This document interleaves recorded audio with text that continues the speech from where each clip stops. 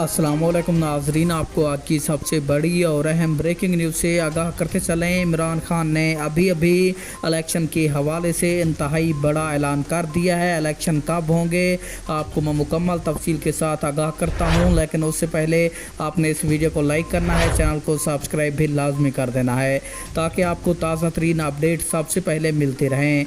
आप सब जानते हैं अपोजिशन इमरान खान की हुकूमत को गिराना चाहती थी। जब से अदम एतमाद नाकाम हुई है तो इमरान खान ने असम्बलियाँ तहलील कर दी हैं, लेकिन अब अपोजिशन चाहती है कि इमरान खान दोबारा हुकूमत करें। लेकिन इमरान खान ने अब 3 माह के अंदर अंदर इलेक्शन करने का ऐलान कर दिया है। अब 3 माह में इलेक्शन होंगे और कल तक वज़ीर आज़म का ऐलान भी किया जाएगा, जो कि निगरान वज़ीर आज़म होगा।